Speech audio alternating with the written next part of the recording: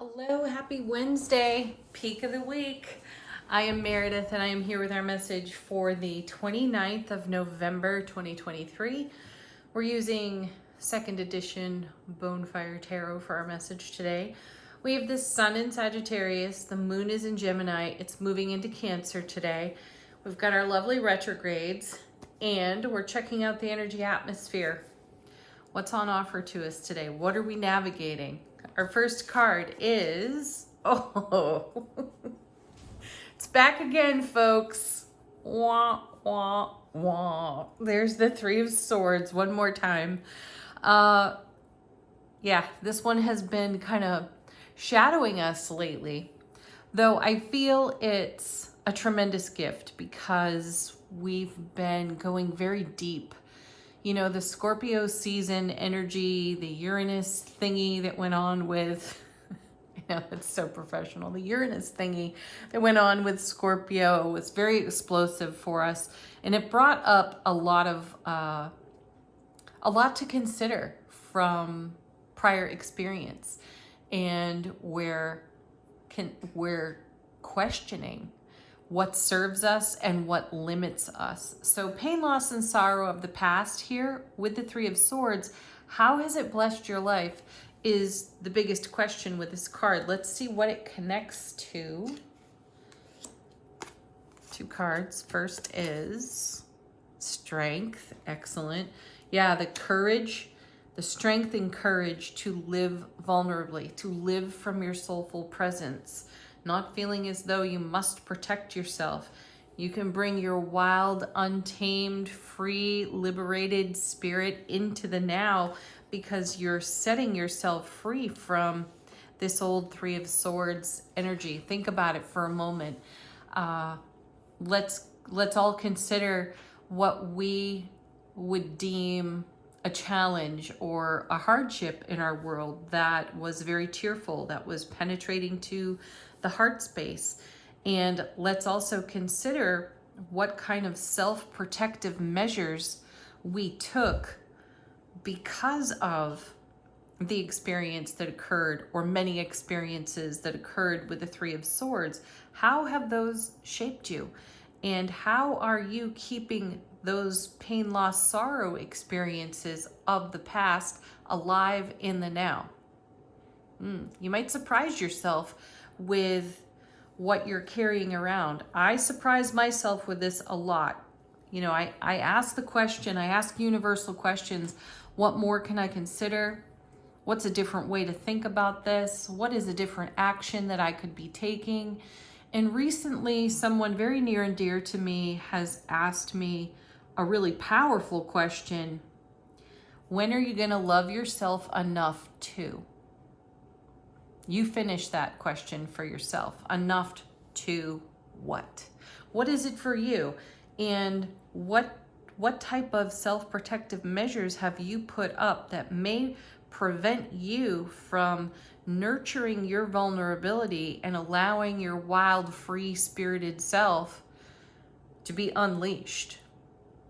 Basically, what are you afraid of? Right?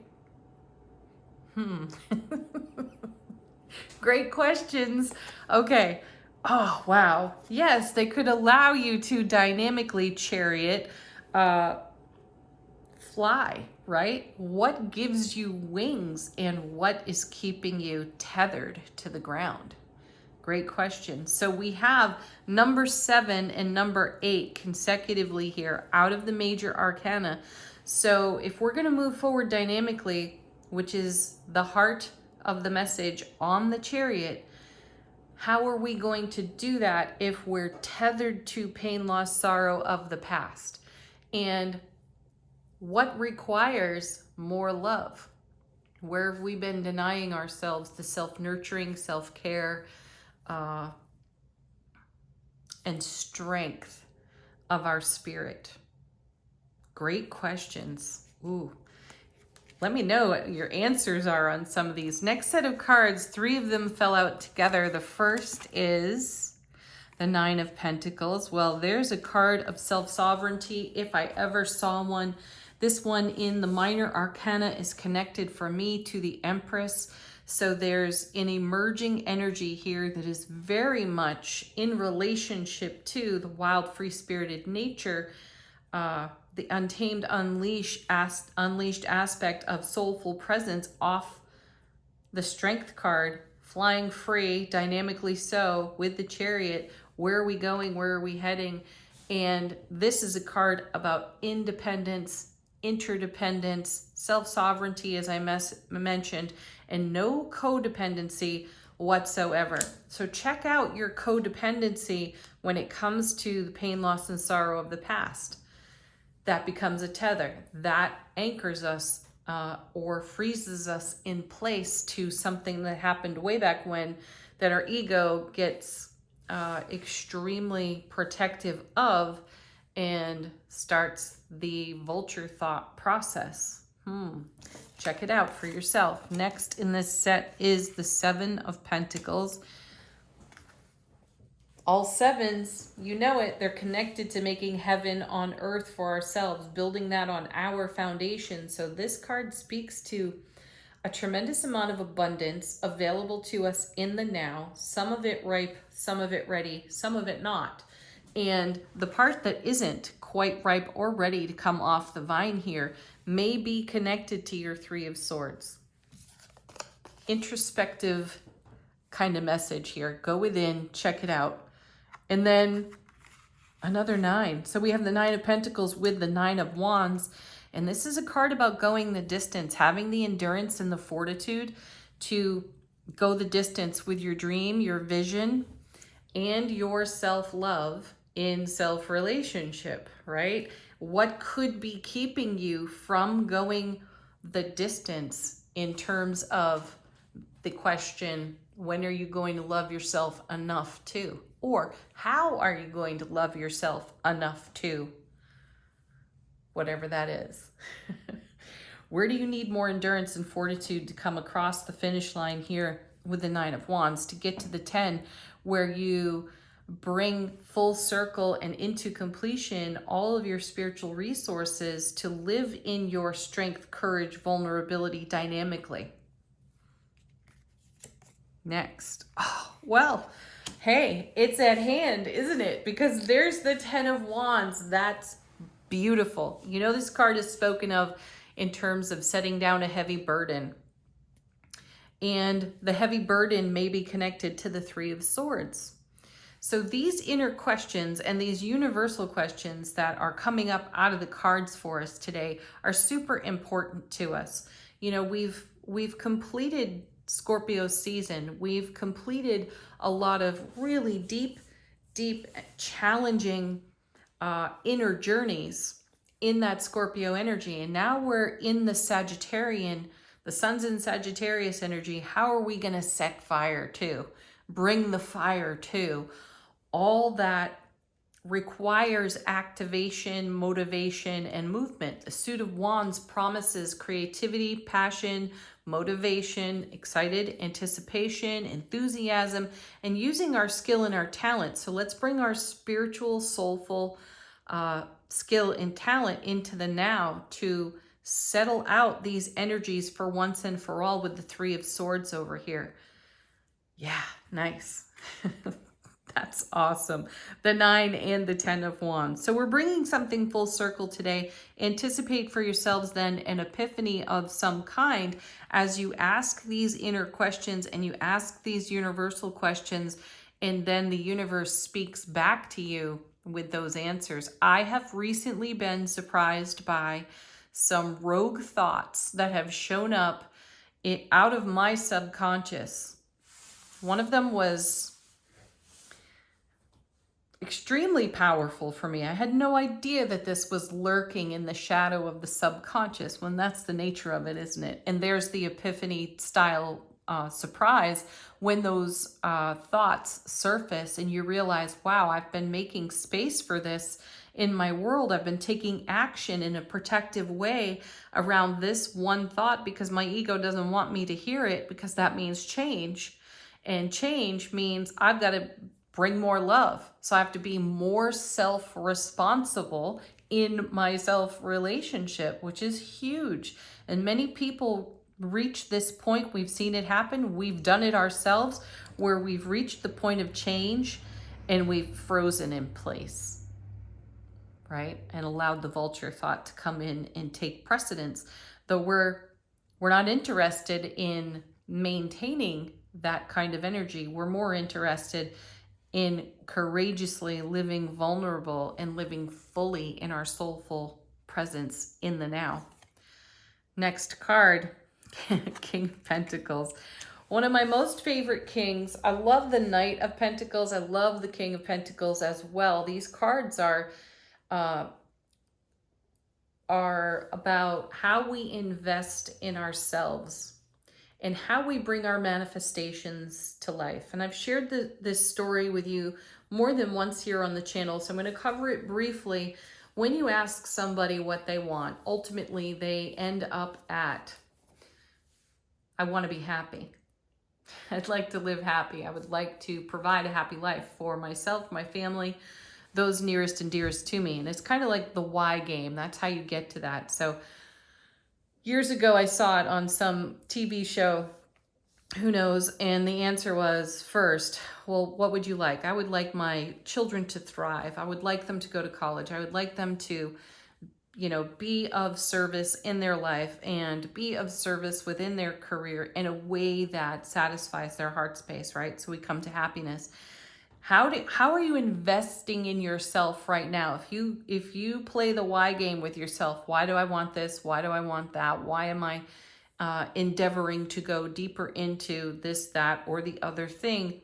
And it comes to bottom line, I just desire to be happiness, to create happiness, to share happiness, right?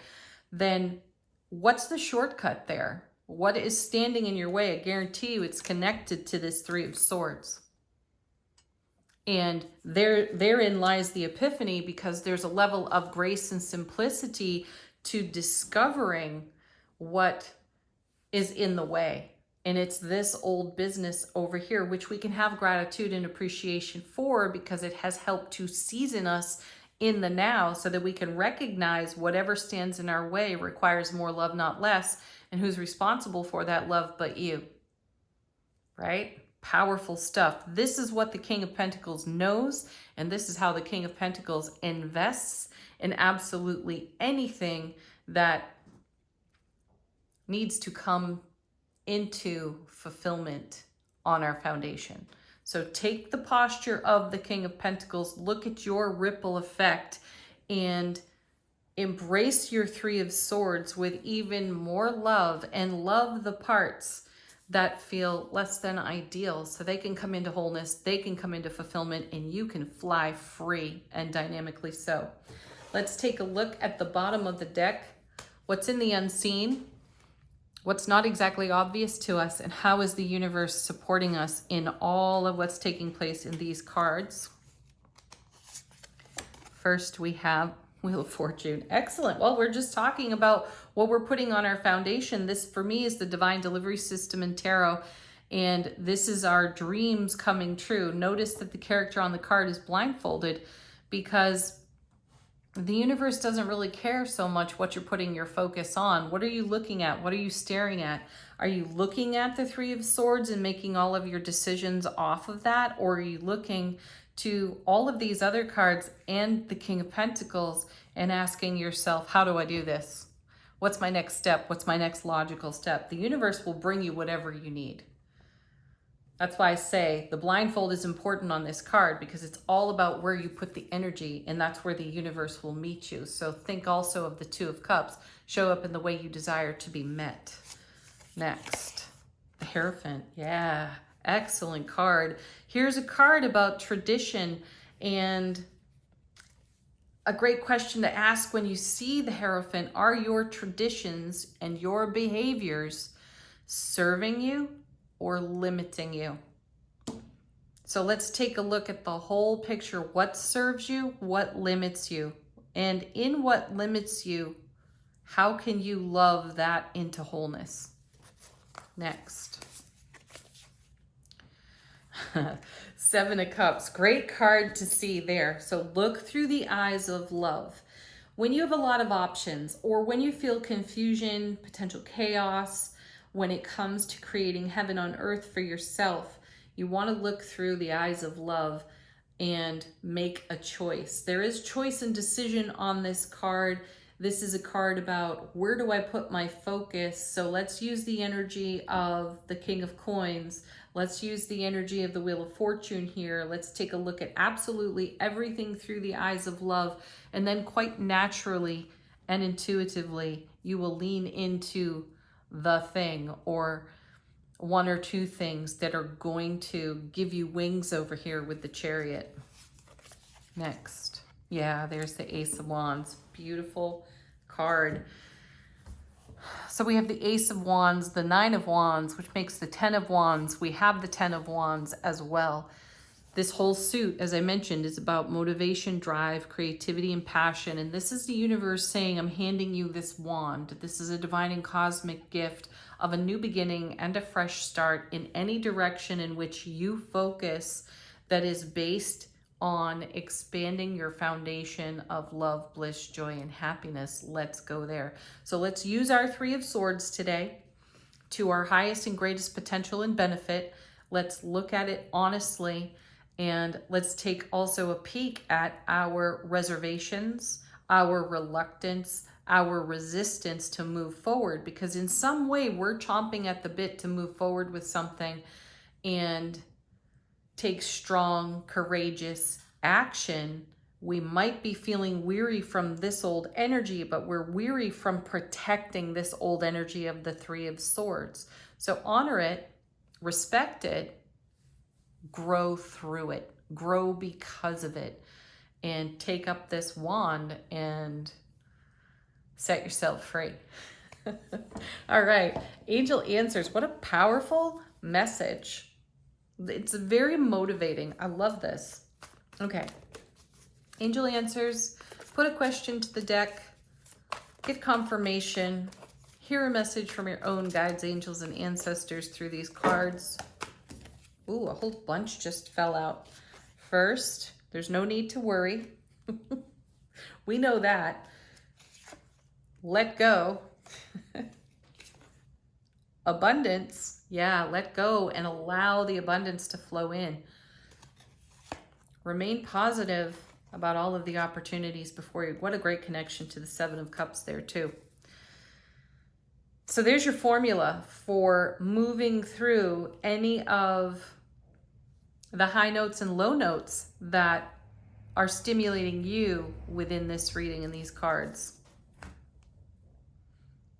Set down the worry, let it go, allow the abundance to bless you by remaining positive, which is what fuels the Wheel of Fortune, and take advantage of the opportunities that arise. Beautiful. All right, final word on the reading today from Shaman's Dream Oracle. Ooh. How is our soulful presence speaking to our awakened consciousness?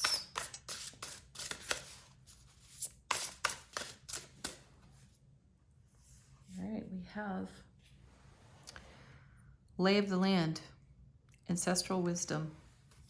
Ooh, hey, you know, get a fresh lay of the land with your Three of Swords, and anything that may be hierophant, traditionally holding you back. What behaviors, what attitudes are you taking that could be preventing you from taking a step forward into your courageously vulnerable nature so that you can fly free here? Strength, Chariot card that will bring you across Nine of Wands, the finish line of the Ten of Wands, which is a card all about the Ace of Wands to the power of 10, meaning you have all the spiritual resource to go onward. What could potentially be the pebble in your shoe that gives you the excuse to not do it? Check that out for yourself and give it more love, not less. This is not a time for self-criticism. This is a great moment for acceptance and gratitude for what is, because you've been seasoned and strengthened to take the next step. Have a beautiful Wednesday, everyone. Peace, love, happiness. Namaste.